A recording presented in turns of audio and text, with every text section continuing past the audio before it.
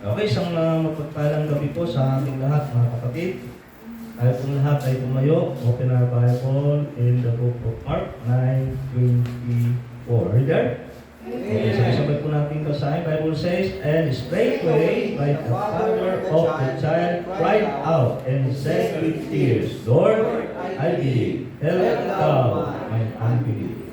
So madali po tayong dumulog sa Diyos sa isang panalangin. Panginoon, kami po ay sama-sama dumudulugan po sa trono ng iyong biyaya sa langit.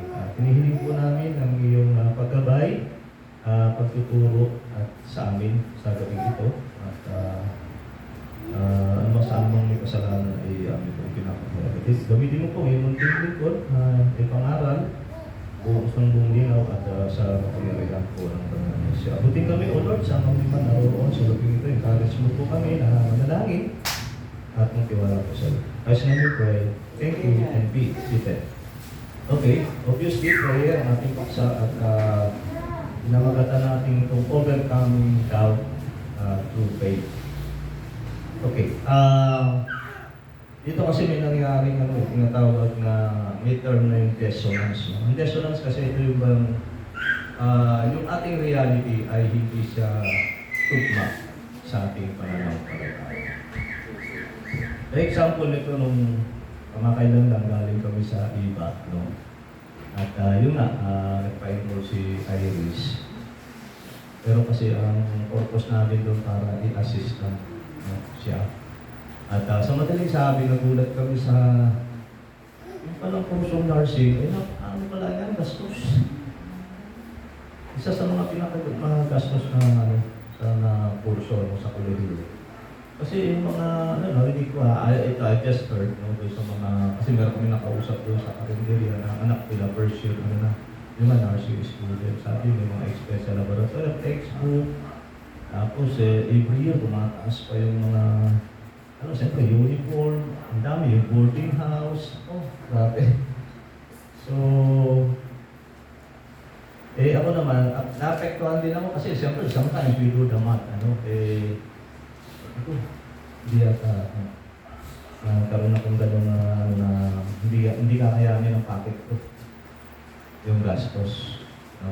So nagtatalo yung aking pananampalataya doon sa mga narinig kong mga data, no? Kung mga information, mga expenses, minsan ganyan din tayo, no? Meron tayo, yung reality natin hindi tumutugma sa atin kasi meron tayong struggle at doon dumapasok yung tao. Okay? Sa original na salita, apestia, unbelief, meaning lack of faith. So dito naman, particularly in Mark 9:24, unbelief doesn't mean absolute denial. It points to inner conflict, hesitation, and a need for stronger trust. At ang context nito, alam niyo kung babalik tayo doon sa pinakadulo sa par context, katatapos lang po ito ng transfiguration doon sa mundo, ang Panginoon kasama ang mga alagad. Tatlong alagad na, si Peter, James, at saka sino ba isa? Si John. So mga tuwid, the other apostle, if I'm not mistaken, siya sa kanila na iba. At noon nga, pagkatapos ng transfiguration, di ba, napakita ito si Moises, si Elijah, at yung pinag-uusapan yung coming death and resurrection ng ating Panginoon. Ngayon, pagbaba nila sa madaling sabi, nakita nila ibang other disciples na sila ay pinaligiran ng maraming tao. Kasama doon yung mga religious, mga priests, no? At pino-question sila. At dapat ng Panginoon ay na-amaze siya. Sabi ko sa King James, sumaludo pa sa kanya At ang tanong ng Panginoon, ano ba tinatanong niyo sa kanila? Sumagot yung isang lalaki doon. Kasi, ganito dinala ko po sa kanila yung anak kong lalaki sa inyong mga alagad upang palayasin mo sa mga espiritu. So, na-identify yung spirit, down and death spirit. Pero, hindi po nila napagaling. Medyo ang tono ng pananalita, parang nagalit ang Panginoon. Sabi niya, sa mga faithless generation, hanggang kailan po kayo pagtitiisan? Dali dito mga. Sabi niya gano'n. Okay? At yun, pagdala ng bata sa harapan ng Panginoon, pinangisay siya ng demon at nagpumula ang bibig. Okay? At tinanong niya yung tatay. Kailan ba ito nagsimula? Bata pa siya. Ayun, at dinala ko nga po sa inyong mga alagad, hindi ko nila napaalayos yung mga limong. Alam nyo, ano yan eh, kahit saan, maging sa tubig mo, sa apoy, pinangingisay siya ng demon para i-destroy siya. Kung meron po kayong magagawa, sabi niya, mawag po kayo sa amin at tulungan niyo kami. So, ibinalik ng Diyos yung kung yan. Kung naniniwala ka, nothing is impossible. Okay?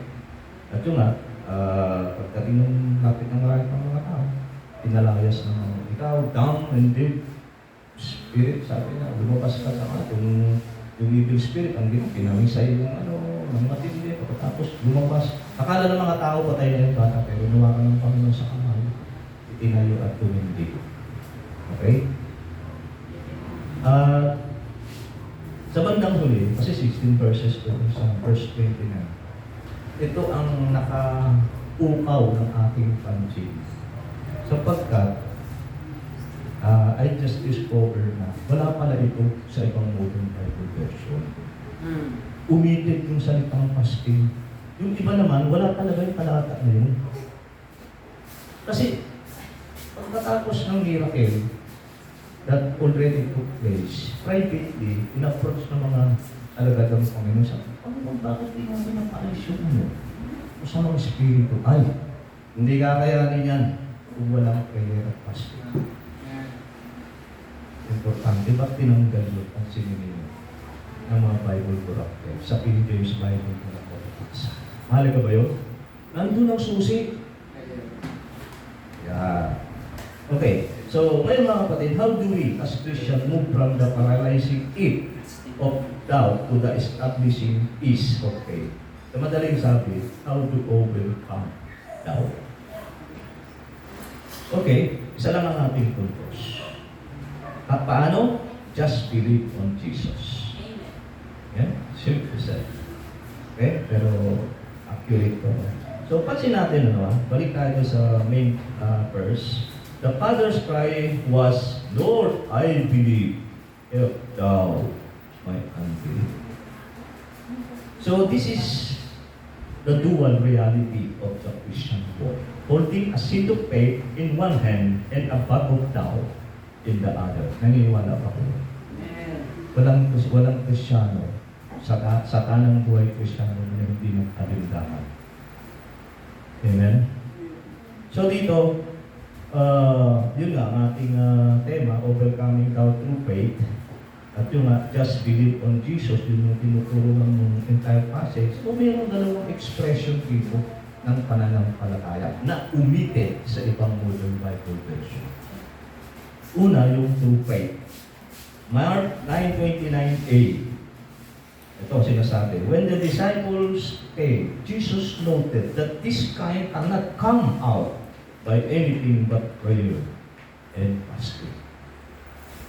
So, makita natin mga kapatid na prayer is the bridge between our insufficiency and God's omnipotence. Dito, tinuturo na hindi naman, nag-struggle yung ama. Ayun yung dilemma niya eh.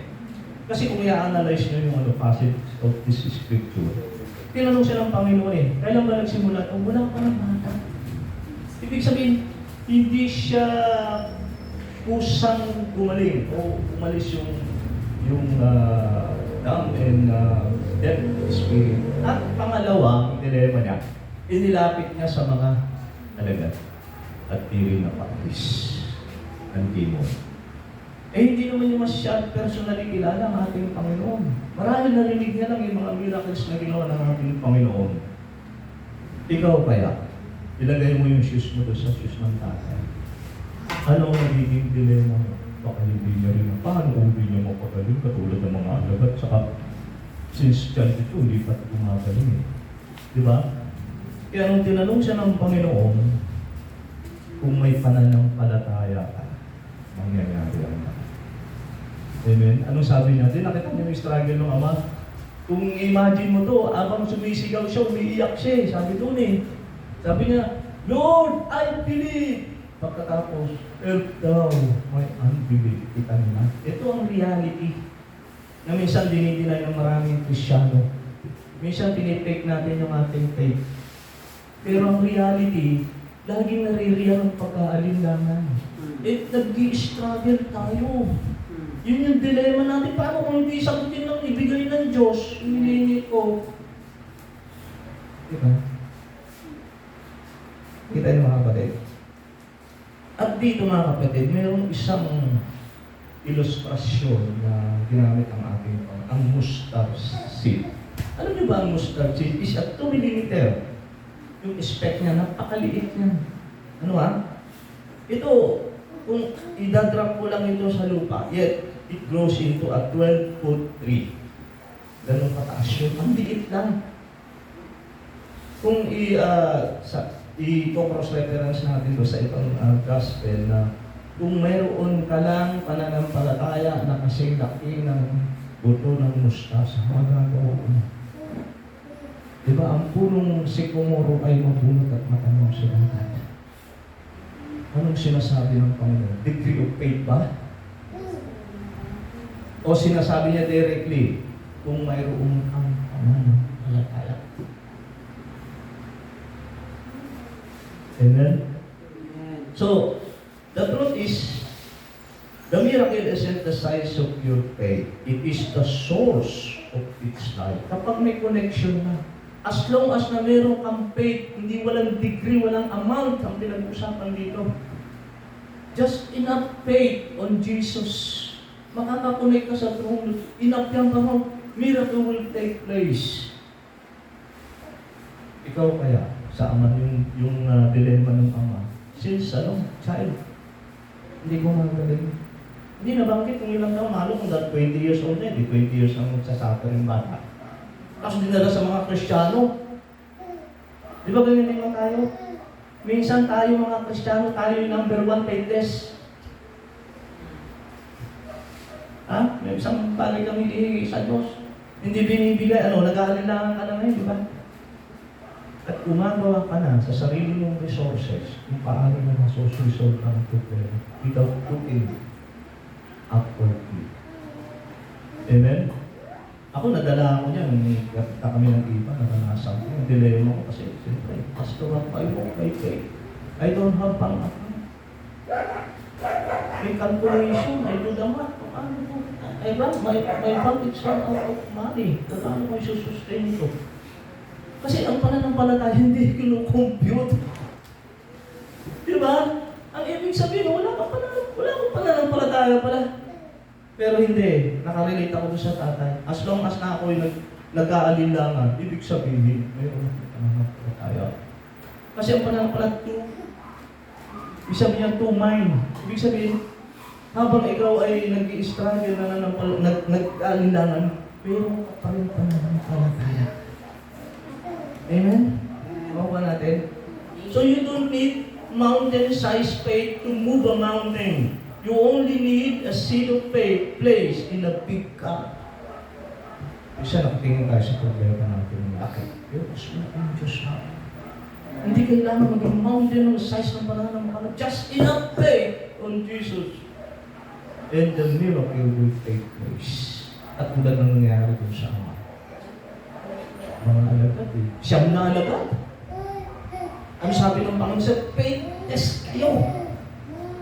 Ay ganyan tayo kung minsan, di ba? Sinasabi natin tayo ay mananampot, take note. Mananampalataya. Pero, ang totoo lang, tayo number 1 faithless. Yung mga bagay na imposible. Kasi kung minsan nagre-resort tayo doon sa ating skill. Di ba? Tinitingnan natin kung ano gano'n ba yung amount ng laman ng yung bulsa. Meron ba tayong kakayahan i-sustain? Diba nakatingin tayo sa sarili natin? Kakayahan? Faith ba yun? Marahil ganun ang mga alagad. No? Maaaring sila ay nakatingin sa kanilang kakayahan. Hindi na banggit. Maaaring iba. Katulad natin, kung i-relate natin sa ating present situation, maaaring ganun din tayo. Meron tayo, ano kaya? Sino kaya ang pwedeng gagamitin? Sino kaya mangungutang ako kaya maghanap buhay ako? Ano kaya ang pwede ko mga racket-rackets? Ha? Para masustain yung pag-aaral ng anak ko. Sabi ko nga sa anak ko, ano mo anak, ikaw may utang. Pero wala naman kaming pera. Pero, yun na. Ito na buong mensahe ito. May continuation yun, hindi natapos doon. May malaki kami pananaw. Kahit hindi malaki, meron kami pananaw. Kaya kay Kristo. Amen. At dito, maluluwalhati ang Diyos. Sa biyaya ng Diyos. Makatapos siya sa pag-aaral. Amen. Yan nga. So the father's cry wasn't a religious ritual. It was a parent's desperation, whether it was a sick child 2,000 years ago or a financial problem bill in 2026. The feeling is identical. Lord, my resources have gone. Naranasan nila ba yun? Hindi nyo na ma-compute ang daming expenses. Amen. So many believers fake faith because they think that doubt is a sin. This story proves Jesus values honest desperation over fake perfection. You don't need to wait for your doubt to vanish before you ask for a miracle. Minsan ganyan tayo, di ba? No? Pinipeke natin ating pananampalataya. No? Naging self-righteous tayo. Kailangan mag-perfect ko. Dapat wala akong pag-aalay. Hindi lang reality. Kahit kayo, alam mo personally, sinasabi ko until now, nag-struggle tayo. Struggle tayo. May doubt, nagka-doubt tayo. Kaya nga may doubting Thomas Yun ang context ng salvation. Ito ang context ng Christian. Nagka-doubt pa rin tayo hanggang 6 feet below the ground. Wala ka ng problema. Amen? So as Christian, we often rely on our skill, our STEM degree, or our bank account. This message is relevant because it reminds us that human extremity is God's opportunity. Kapag sagad ka na, umabot ka na dun sa dulo ng kakayahan mo, wala ka nang ibubugang. Doon pa lang. Makita mo, kasya ng Panginoon. Pero hanggang meron ka pang ibubuga, di ba siya titigil? Kasi di ba nakakayag ang kapangyarihan ng Diyos sa ating kahinaan? Kaya mo naman pala pagkapatutulungan ng Diyos. Yung tinutulungan ng Diyos yung humihingi. Ano ba sabi ng Ama? Help thou mine unbelief. Hindi niya itinanggi na nag-i-stuck din siya. O meron siyang pananampalataya at the same time ay alam niya. Kasi kung titignan mo sa konti yung dilemma niya. So inaamin niya lang na isa kang dinalo siyang tao na yun ang kanyang kahinaan. Pero doon, nagiging kalakasan. Dahil ito ay sumisigaw ng hopelessness and helplessness, no? On his part. At tanging pananampalataya lang. Kasi ang tingin niya, nag-aalangan siya, may hesitation. Lord, baka kulang yung pananampalataya ako. Di ba, hindi lang tanong natin sa ating sarili kung minsan, Lord, gaano ba karaming pananampalataya ang kailangan ko para ibigay mo ang isang bagay na hinihingi ko sa panalangin? Ay, may ganyan tayo. Minsan, ang feeling natin, self-righteous tayo. Kailangan maging perfecto muna ang buhay ko. Kailangan maging strong muna ang faith ko bago ako tumulog sa Diyos at magkaroon ng kumpiyansa. Amen? So, mga kapatiran, you don't need a big faith to get started. You just need to put your small faith in a big God and watch how He turn your 2 into a 12-foot testimony. Yun ang nilalarawan, di ba? Hindi lang ang luto ng mustasa. Pero pag tumubo at lumaki, na-reach niya yung kanyang maturity, umabot siya ng 12 foot. or feet. Likewise, ganun ang gagawin ng Diyos sa iyo. Magpapatotoo ka. Dahil inilagay mo ang pagtitiwala mo kay Kristo, kahit alam mo sa sarili mo, nag-i-struggle ka rin. Meron ka rin pagkakalinlangan. Lumahayag. Maraming magiging magandang patotoo sa buhay Kristiyano. Hindi dahil perfect ka. Hindi dahil righteous ka. Hindi dahil nakita mo ang iyong kahinaan at umaasa ka lang sa biyaya ng Diyos. Okay? Next, ating subpoint, expression of faith. Kasi yung solution, yung opposite ng faith. Now, true fasting, ito yung nawawala. Missing. Sa maraming modern Bible version. Bakit? Garanting pagkakaroon. Fasting is the intentional disconnection from the world to connect with the Spirit. Yan. Ano ha? Disconnection ito sa mundo at connection ito sa Diyos. At pinatutunayan ito ng ating kaluluwa, we do not live by bread alone. Kasi meron tayong tinatawag sa ating kabuuan, meron tinatawag tayong spiritual aspect ng ating buhay. So para ito bigyan ng daan, kinakailangan i-disconnect mo ang sarili mo sa magulong mundo na ito na maraming distraction, okay? At i-focus mo ang iyong sarili sa Panginoon. So, we opened up because we are too full of world's logic. Yan ang nagiging hadlang yung filosofiya. Halimbawa, tinuturo ng philosophy, kailangan only the strong will survive. Oh, philosophy yan. Eh sa pananampalataya, yung mahina ang makakasurvive eh. Di ba? Kailangan, pag may, nagpapali ka, mag-relax mo sarili mo. Philosophy yan eh. Sa Bible, ang sabi, manalangin. Hindi natin pansin, punong-puno ang utak natin ng worldly logic. Di ba?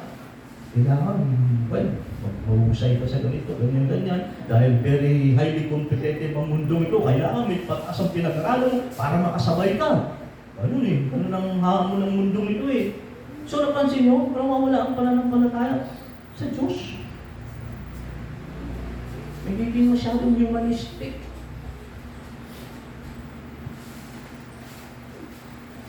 Amen? So we look at news report, doctor's opinion, more than we look at the Word. Ganun tayo, di ba? Imbes na tumingin tayo sa salita, hindi kaya, i-justify pa hindi, kaya may doktor, sino? Ano din ang Panginoon niya, di ba? Oh.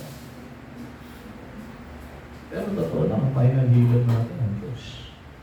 Amen. Kahit pa isang sakong gamot mo kahit pa 10 na doktor mong tumitingin sa'yo, hindi na lobby ng Diyos gumaling ka, hindi na.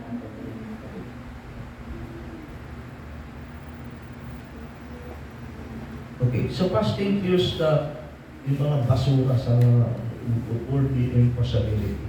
So, ito, napansin ko lang, nag-struggle ako, yun nga, nabuo kasi yung mensahe ko tayo sa aking karanasan. So I had to stop looking at the physical and start looking at the provider, the spiritual. Fasting was the tool that shifted my focus.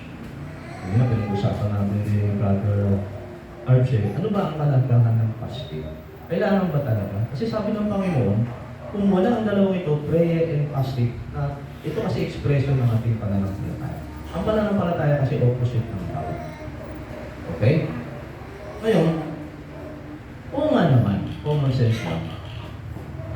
Kailangan kasi ma-disconnect tayo sa maingay at magulo yung mundo. Kailangan bigyan natin ng pansin ng spiritual na bagay. So kung hindi ka magpa-fasting, ano ka makaka-focus doon sa provider, sa Diyos? Kasi during fasting, ano ba ginagawa ng isang mananampalataya kay Kristo? Well, kailangan mo abstinence pang food, tubig, ganyan. Kasi yung pagkain talagang ginagamit ng tawel. Ano tayo, distraction yung gluttony. Alam niyo ba, pagkatas mong kumain, feeling mo inaantok na. Diba, hindi ka makafocus. Tsaka kailangan natin mag-fasting kasi Una-una, andyan dyan, ano bang ginagawa ng isang during fasting? Andyan yung pag-worship sa Panginoon, andyan yung panalangin mo. Okay? Andyan yung sinasamba mo. Panginoon, okay, prayer, pag-aaral ng salita ng Diyos. Anong ibig ko sabihin? Naranasan nila bang Diyos? Hindi ba? Alam mo kasi po, during fasting, very receptive ka sa mga spiritual na bagay. Hindi ba naranasan? Hindi mo alam. Iba kasi yung physical fasting na tinuturo ng mga doktor eh. Maganda talaga para sa kalusyo. Iba tong biblical fasting. Iba to. Iba ninyo. Kasi during fasting na to, andyan yung nag-worship ka sa Diyos, andyan yung nananalangin ka, okay, andyan yung sinusert mo yung kanyang ano. During fasting, very sensitive ka sa sa mga espiritu, buhay na buhay ang salita. Pag nag-worship ka, pinapin mo presensya ng Diyos. Ngayon, kung meron isang bagay kang hinihingi sa Diyos, baka kailangan mo ng dalhin niya sa fasting at paglaki. Kasi sabi ng salita ng Diyos, hindi mo kakalayas yan. Hindi tayo na-cope the devil process. Kasi may Holy Spirit. Pwede ka rin iguluhin ng masamang espiritu.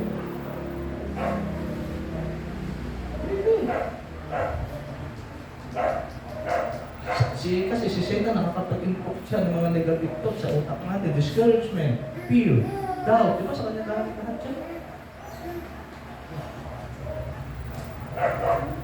So, paano natin ma-overcome ang mga bagay na ito kung hindi tayo makapasok na namin?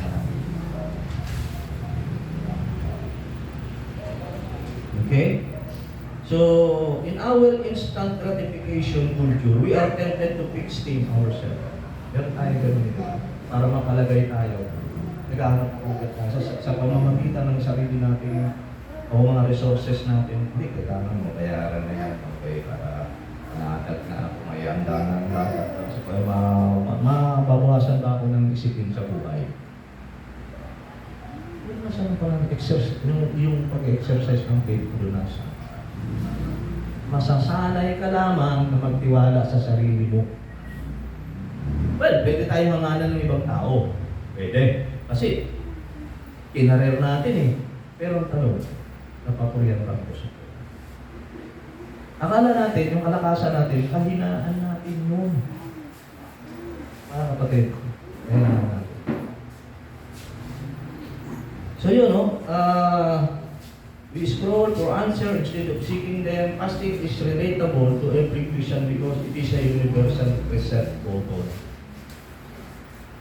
Reset mo yung button. Balik ka ulit sa iyong pananampalataya. Saan ka ba nagkakaya? Saan ka nagkakaya? Okay. I-refocus mo yung... Walang iba kasi. Ako na-analyze. There's no other way, no? Para may reset yung button ng ating pananampalataya. Kasi nagkakamali na tayo ng priority. Okay, at natututo tayo without us knowing na in-effect natin yung faith natin. Yun ang problema natin eh. Sa pamamagitan ng, ayun nga, sinasabi natin Krisyano tayo, pero katulad lang tayo ng mga alagad. Tayo yung number one witness. Sabi ng Panginoon. Kaya kahit may mga ibang bagay nilalapit sa atin, pinapanalangin natin, hindi natin. Hindi maalis yung problema. Andun pa rin. Kasi may nakikita ang Diyos eh. Self-righteousness. Hypocrisy. Para bang kailangan maging marami akong pananampalataya. Okay. Bago din yung Diyos. Pero marahil, nangyari ito para turuan tayo ng Diyos katulad ng tatay. No? Wala naman siya masyadong alam sa Biblia. Narinig na lang ang pagpupugol sa Panginoon mga miracles. Yun lang meron siya. Enough faith. Nag-struggle din siya kasi mga alagad. Yun ang problema eh. Hindi nila napalis yung demons. Tapos yung bata, mula nung pagkabata pa, hindi na pusang bumalik. So yun, dilemma niya. Marahil, naisip na rin, paano kung hindi niya rin mapagaling? Hindi, hopeless na siya. Kaya umiiyak siya eh, no? Kung imagine mo, umiiyak na sumisigaw siya, Lord, I believe! Sabi niya, help thou, my heart. Pero siya naman pala tayo, pero hindi tinatanggit yung reality na nag-struggle siya. Likewise, tayo being Christian. Harapin natin ang katotohanan. Lagi lang narinig ang pagkakilang. Pero hindi ibig sabihin, hindi na pakikita ng mga sinakamin. Hindi yun. Amen? So yun, if your faith feels thin, your fasting might mean stepping away from social media, entertainment, and or food to spend that time in the Word. When we start our destruction, we feed our faith. Yan. Di ba? Tama ang Panginoon eh. Napakahirap para sa atin ngayon, makapanahonan natin. Bakit? Kasi maraming distraction eh. Social media lang. Paano ka mag-pray? Paano ka magpapasting? Eh parang ang cellphone eh, bathala natin eh. Pagising mo sa umaga, Bible pa hawak, hindi cellphone eh. Ano tinitignan mo? Messages kung ano-ano. Paano aalis?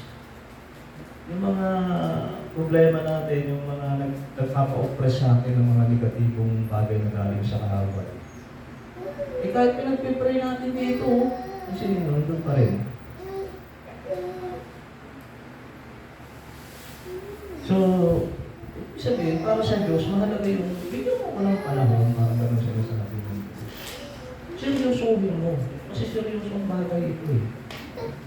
If you really want na talagang marimog sa'yo yung mga bagay na yan, mga problema pinagdadaanan mo, eh, sige mo ba na nakasulatan? Manalangin ka, purihin mo ko. Kailan ba mangyayari yan? During fasting. Hindi yung nandun ka sa trabaho. Hindi nandoon ka sa entertainment. Hindi nandoon ka sa mall. Hindi mo doon makikita ang kalooban ng Diyos. Bigyan mo siya ng time. Amen? Sabi ka ng talata, di ba? But seek ye first the kingdom of God and His righteousness, and all these things shall be added unto you. So, we overcome doubt not by pretending it isn't there, but by bringing it to the only one who can fix it. We live with the faith we have, I believe, and ask for help where we lack. Lord, help thou my hand. So, dito, Jesus didn't rebuke the Father for his doubt, right? He responded to the Father's honesty. God is moved by our transparency more than our perfect religious performance. Hindi siya tumitingin. Alam nyo, na-impress ang Diyos. Hindi siya ma-impress doon, na-ipokritahan ng Diyos sa atin. Kasi pinagdating natin ng Diyos ang ating pananampalataya. In reality, talaga naman, nag-aaling naman tayo. So are you facing a financial problem, a mountain that is taller than your daughter?